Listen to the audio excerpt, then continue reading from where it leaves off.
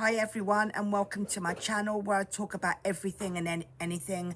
I just want you to read something that I want you to see. That's the headline there. Okay, so if you haven't read it properly, I'll read it out to you just in case. It says, New York Times finally admits their image of malnourished child in Gaza was fake. Okay, so because this is what the media does, they do lie about certain things that they report. Okay, so I'm going to read exactly what was written about them. It says, the New York Times peddle a false narrative backtrack after outrage issues clarification instead of apology. This has been the modus operandi of the New York Times for quite a while, days after using pictures of Palestinian boy Mohammed Zakaria, an emaciated child who suffers from genetic disorder, and passing them off as the result of Israel in inflicted starvation in Gaza.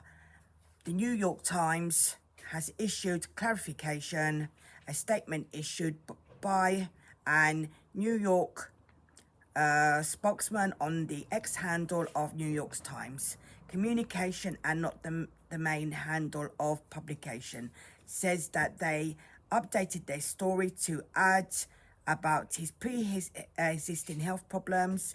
The New York Times did not apologize for passing off a child's congenital medical condition, pictures of his protruded spine and skeletal boy as a consequence of Israel blockade of aid into Gaza. Instead of apologizing, the New York Times went to pat its own back for reporting from Gaza bravely, sensitively at personal risk. Okay, so this is what they did. They actually went to Gaza knowing that the story was actually fake, but just carried on reporting it anyway. And this is what they do instead of telling the truth of what's happening in Gaza. And people actually do believe a lot of the stories that gets reported because it's probably natural instinct for them to believe that, you know, it's a reporter and he's reporting from Gaza and saying the truth. But this actually shows that it's not actually true. Even like when you see the Free Palestine protests and you see people holding up those banners, a lot of them are paid actors. They're not even people fighting for Palestine. A lot of them are just actors being put out there by whether you want to say it's by the government or whoever, I don't really know, but a lot of them are paid just to be there to cause mayhem on the streets.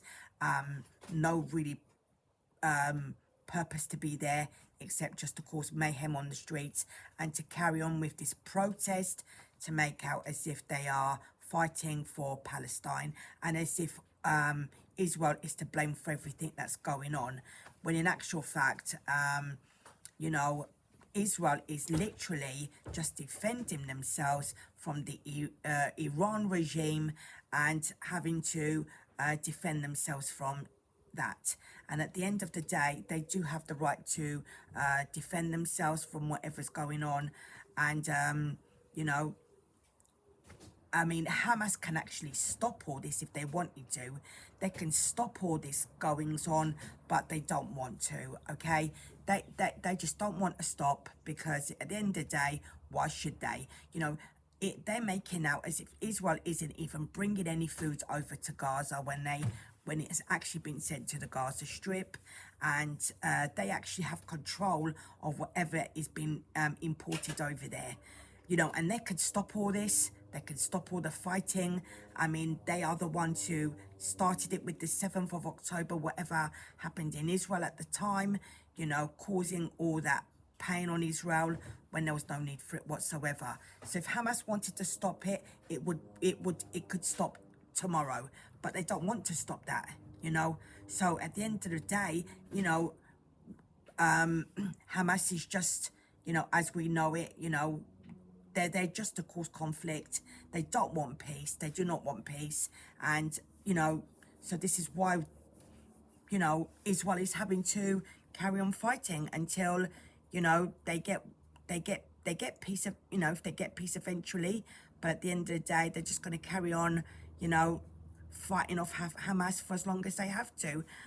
So I kind of just wanted to show you roughly what the media does. They go out into the palace, into Gaza Strip, reporting on things that aren't even true. And so this is just one of the stories that I know of. There could be loads more, which I definitely think there is, that do lie about, you know, people being starved, when in actual fact they're not being starved, because Israel is, you know, importing food over there. Whether it gets out to the Palestinian people, that's another story, right? Whether Hamas is issuing out the food and everything else, that's another story. But the food is being sent out to the Gaza Strip. And, you know, and with the Palestinian protests, that's just there just to, you know, cause mayhem on our streets, when the actual problem is it's got nothing to do with us. So why do they come out on our streets causing all that mayhem anyway, when it's got absolutely nothing to do with our country, what's going on over there?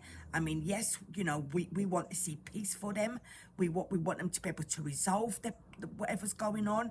But at the end of the day, you know, if Hamas is not going to allow it, then at the end of the day, it will just carry on. It will just be a constant battle of whatever's going over, you know, going over there, you know, because they don't want peace. So at the end of the day, they're just going to keep fighting on until something can be resolved.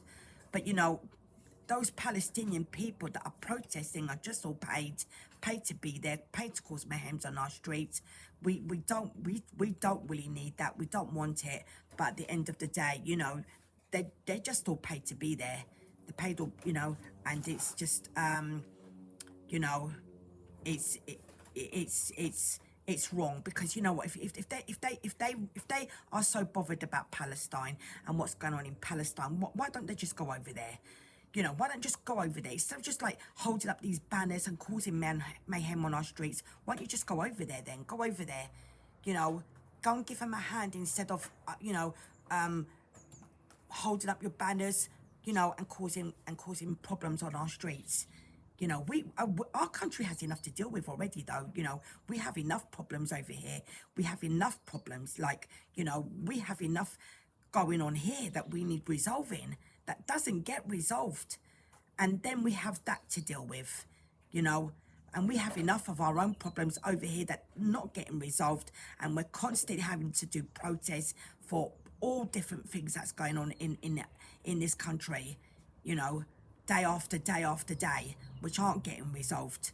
And then we have all that to deal with too, you know. But at the end of the day, you know, like I said, if Hamas don't want peace, then it just ain't gonna happen, you know. They'll just carry on, and Israel will get blamed for everything. Israel is already getting blamed for everything, when it's not actually Israel that's causing the problems. It's Hamas causing the problems. Anyway, that's all from me today, and thank you for watching. And if you like what I talk about, hope to see you on my next video. Bye-bye.